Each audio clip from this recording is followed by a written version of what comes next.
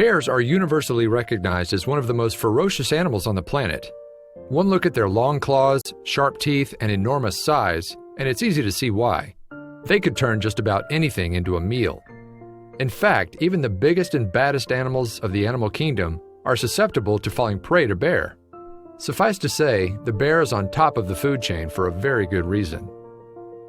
So when visitors to the Budapest Zoo in Hungary watched a small crow fall in the water inside the enclosure of a female brown bear named Valley, they could only assume that the predator would turn it into an unexpected snack. The onlookers fell silent as soon as they realized the bird's fate. It frantically flapped its wings in an effort to stay above the water's surface. Even if it wasn't eaten by the bear, there was only so much it could do before it risked drowning. Clearly the crow, who soon began to slow down as it bobbed up and down in the water, had suffered an unknown injury and needed some assistance. With its wings completely wet, flying away now seemed highly unlikely. How this crow managed to find its way into the bear's enclosure was one thing, but most knew it was only a matter of time before Valley turned a nice family visit to the zoo into a harrowing National Geographic special. When Valley finally heard the frantic splashing in the water next to her, it seemed to pique her interest. She slowly lumbered over to a nearby rock, which had some meat on it, to get a closer look. Would she be distracted by the food and end up ignoring the bird? Valley ate the food in front of her, and then she switched gears.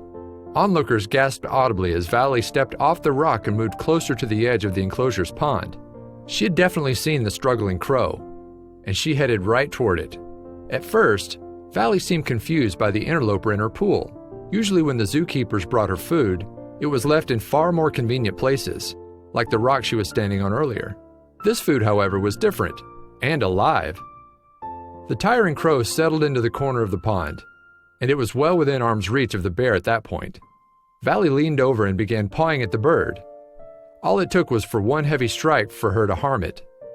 Valley leaned deeper over the edge and swiped at the bird with her paw. Was she trying to grab it? Or did she plan to push it under and drown it? Either way, things weren't looking too good for the crow. That's when the bear finally grabbed a hold of the bird.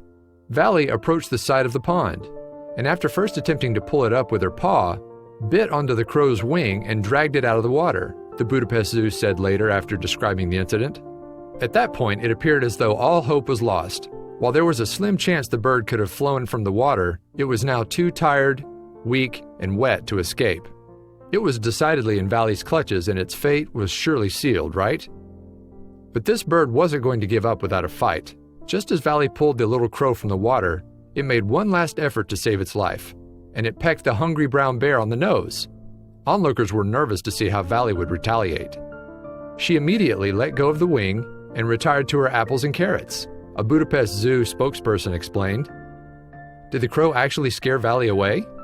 In fact, the zoo spokesperson believed the bear never planned to make a meal of the little bird, but it was instead just investigating. The female brown bear was probably just curious, they wrote on their website. Still, would the crow survive after an ordeal like that? What the bird didn't realize was that Valley, and most bears, have a taste for fruits and vegetables, even though they love to eat meat.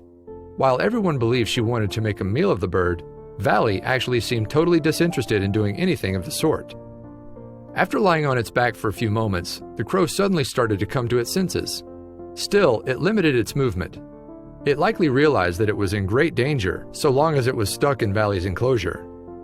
It's unclear who was more shocked by the incident, the crowd or the crow. Once the bird found the strength to stand up, it seemed to look at the bear in disbelief. Did it actually just escape the clutches of a massive hungry bear?